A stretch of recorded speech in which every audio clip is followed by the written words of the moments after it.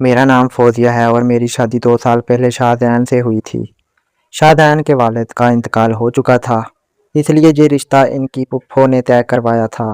شادیان ایک کمپنی میں ملازمت کرتا تھا اور اس کے 2 چھوٹے بھائی بھی تھے۔ چونکہ ان کے گھر میں کوئی خاتون نہیں تھی، اس لیے ان سب کو گھر کے کام کاج اور خاص طور پر کھانے پینے کے معاملے میں بہت دشواری کا سامنا کرنا پڑتا تھا۔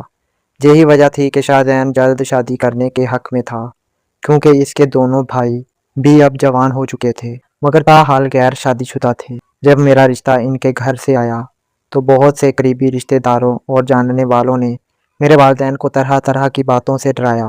لوگوں کا کہنا تھا کہ جن لڑکوں کے سر پر ماں باپ کا سایہ نہ ہو ان کی تربیت اچھی نہیں ہوتی اور وہ بے راہ روی کا شکار ہو جاتے ہیں۔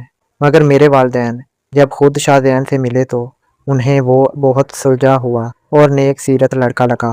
جہاں تک کہ جس دفتر میں وہ کام کرتا تھا وہاں کے لوگ بھی اس کی دیانتداری اور اخلاق کی تعریف کرتے تھے۔ یوں ہر طرح سے اطمینان کر لینے کے بعد میرے گھر والوں نے اس رشتے کے لیے حامی بھر لی اور میری شادی شادیان سے ہو گئی۔ جب میں اپنے سسرال آئی تو وہاں کا ماحول دیکھ کر حیرانی ہوئی کہ میرے دونوں دیور بظاہر کوئی کام کاج نہیں کرتے تھے، مگر اس کے باوجود گھر میں پیسے کی ریل پیل تھی اور ہر آسائش موجود تھی۔ دونوں دیوروں کا رہن سہن اور کھانا پینا بھی بہت شاہانہ تھا، جسے دیکھ کر میرے ذہن میں سوالات اٹھنے لگے۔ میرا شوہر شادیان ایک نہایت سادہ اور شریف انسان تھا۔ اس کا معمول بہت سیدھا تھا، صبح دفتر جاتا اور شام کو کام ختم کر کے سیدھا گھر واپس آ جاتا۔ اس کے برعکس میرے دونوں دیور اتنے معصوم اور سیدھے نہیں تھے، ان کے طور طریقے اور حرکات بہت پر اسرار تھے۔ وہ سارا دن گھر سے باہر رہتے اور صرف رات کے پہر واپس لوٹتے تھے۔ صرف یہی نہیں بلکہ رات کے سناٹے میں ان کے کمرے سے بڑی عجیب و مشکوک آوازیں سنائی دیتی تھیں۔ شروع کے چند دنوں میں تو میں نے یہی بہتر سمجھا کہ خاموش رہوں تاکہ انہیں یہ نہ لگے کہ میں ان کی جاسوسی کر رہی ہوں یا ان کے معاملات میں دخل دے رہی ہوں۔ مگر سچ تو یہ تھا کہ پہلے دن سے ہی ان دونوں کے پراسرار زندگی نے میرے دل میں شک کا بیج بو دیا تھا۔ ان دونوں کے پراسرار حرکتیں مجھے خوف زدہ کرنے لگی تھیں۔ وہ اپنے کمرے کو ہمیشہ مقفل رکھتے تھے، جہاں تک کہ اگر میں کبھی وہاں جانا چاہتی تو وہ مجھے روک دیتے اور کہتے، بھابھی آپ کو صفائی کی ضرورت نہیں، آپ بس بھائی کا خیال رکھا کریں۔ میں نئی نویلی دلہن تھی، اس لیے شرما کر خاموش ہو جاتی اور بحث نہ کرتی، مگر میرا شک پختہ ہوتا جا رہا تھا کہ اس کمرے میں ضرور کچھ ایسا ہے جسے وہ مجھ سے چھپا رہے ہیں۔ وہ جو کہتے میں مان لیتی، لیکن وقت کے ساتھ میرا احساس بڑھتا گیا کہ وہ دونوں بھائی ہم سے کوئی بہت بڑا راز چھپا رہے ہیں اور ہمیں اس کی بھنک تک نہیں لگنے دیتے۔ شادی کے شروع کے دنوں میں جب کبھی کسی آہٹ سے ہماری آنکھ کھلتی تو اس سے پہلے کہ ہم کمرے سے باہر نکلتے ان میں سے ایک بھائی ہمارے کمرے میں آ کر اونچی آواز میں باتیں کرنے لگتا تاکہ ہم باہر کی آوازیں نہ سن سکیں۔ میں یہ سب سمجھ رہی تھی کہ یہ کوئی اتفاق نہیں بلکہ ایک سوچی سمجھی کوشش ہے۔ وہ اپنے کمرے میں کوئی بڑا راز چھپا رہے تھے اور میں نے طے کر لیا تھا کہ اس کا جواب ڈھونڈ کر رہوں گی۔ جب میں نے اس بارے میں اپنے شوہر شادیان سے بات کی تو انہوں نے بھی لا علمی کا اظہار کیا۔ ان کا کہنا تھا کہ والدین کے انتقال کے بعد وہ اپنی پڑھائی اور پھر نوکری میں اتنے مصروف رہے کہ بھائیوں کی سرگرمیوں پر کبھی توجہ ہی نہ دے سکے، چونکہ وہ سارا دن گھر سے باہر رہتے تھے، اس لیے انہیں ان کی پراسرار زندگی کا اندازہ نہ ہو سکا۔ لیکن میں جو سارا دن گھر میں رہتی تھی ان کی حرکات سے بخوبی واقف ہو چکی تھی۔ وہ مجھے کبھی اپنے کمرے میں قدم نہیں رکھنے دیتے تھے اور رات کے وقت وہاں سے نہ صرف شور بلکہ کسی عورت کے بولنے کی آوازیں بھی آتی تھیں۔ مجھے شک ہونے لگا کہ وہ کسی غلط دھندے میں ملوث ہیں، کیونکہ کوئی کام نہ کرنے کے باوجود ان کے پاس پیسوں کی کوئی کمی نہ تھی، جہاں تک کہ وہ مجھے بھی بنا مانگے ڈھیروں رقم دے دیتے تھے۔ مجھے پیسوں کی کوئی لالچ نہیں تھی کیونکہ میرے شوہر کی کمائی کافی تھی، مگر مجھے ڈر تھا کہ ان کے یہ مشکوک کام ہم سب کو کسی بڑی مصیبت میں نہ ڈال دیں۔ میں بس اتنا چاہتی تھی کہ وہ سچ بتا دیں اور ہم سے کچھ نہ چھپائیں۔ مجھے خطرہ تھا کہ اگر دیور کسی مصیبت میں پھنسے تو ہم بھی لپیٹ میں آئیں گے۔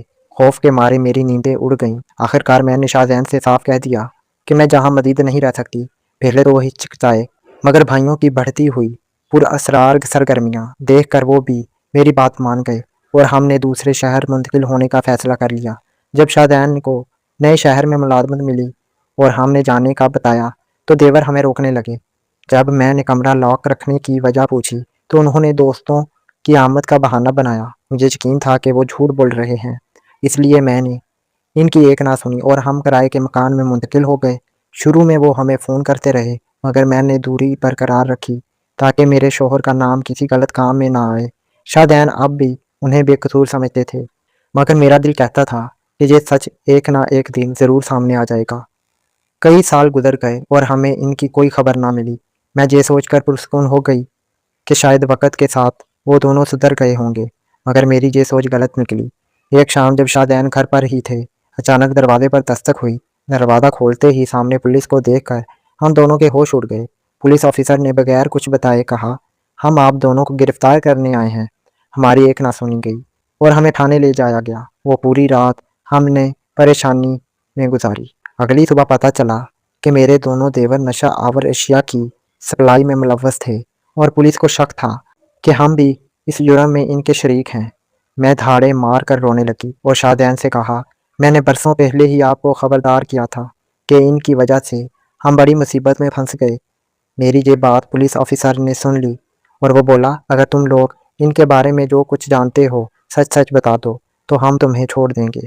میں نے شادین سے التجا کی کہ وہ اپنی اور میری جان بچانے کے لیے سب کچھ بتا دیں، مگر شادین آپ بھی یہی کہہ رہے تھے۔ مجھے ان کے کالے دھندوں کا علم نہیں، لیکن میں آپ کو اپنے پرانے گھر لے جا سکتا ہوں جہاں وہ یہ سب کرتے تھے۔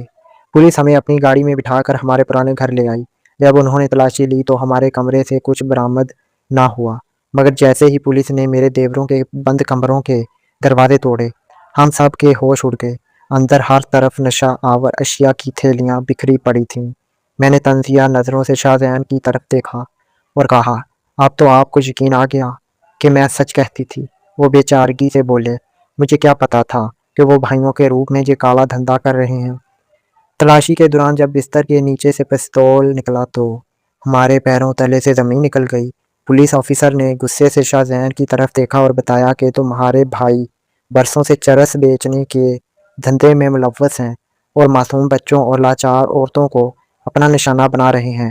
انہوں نے کہا، ہمیں جہاں سے تمام ثبوت مل گئے ہیں، اب بہتر یہی ہے کہ تم ان کا پتہ بتا دو، ورنہ ان کے گناہوں کی سزا تم دونوں کو بھگتنی پڑے گی۔ شادین پریشان ہو کر میری طرف دیکھنے لگے۔ میں نے ہاتھ جوڑ کر پولیس آفیسر سے التجا کی، صاحب خدا کے لیے ہمارا یقین کریں، ہمیں نہیں معلوم کہ وہ اس وقت کہاں چھپے ہوئے ہیں۔ مگر آفیسر نے ہماری ایک نہ سنی اور دو ٹوک الفاظ میں کہا، یہ ناممکن ہے کہ تمہیں کچھ معلوم نہ ہو۔ اگر وہ ہمیں نہ ملے تو تم دونوں کو عمر بھر کے لیے جیل کی ہوا کھانی پڑے گی۔ یہ سن کر شادین کی پریشانی انتہا کو پہنچ گئی۔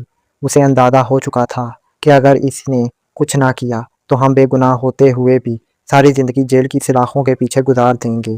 اس نے ہمت جمع کی اور پولیس آفیسر سے مخاطب ہو کر کہا، صاحب میں واقعی نہیں جانتا کہ وہ اس وقت کہاں چھپے ہوئے ہیں، لیکن اپنی اور اپنی بیوی کی جان بچانے کے لیے میں انہیں فون کر کے جہاں بلا سکتا ہوں، مگر آپ کو مجھ سے یہ وعدہ کرنا ہوگا کہ جیسے ہی وہ دونوں آپ کی گرفت میں آئیں گے آپ ہم میاں بیوی کو باعزت رہا کر دیں گے۔ پولیس آفیسر نے اس کی بات مان لی اور وعدہ کیا کہ وہ ہمیں کچھ نہیں کہیں گے۔ شادین نے لرزتے ہاتھوں سے اپنے بھائیوں کا فون ملایا اور بڑی مہارت سے جھوٹ بولتے ہوئے کہا، تم لوگ کہاں ہو؟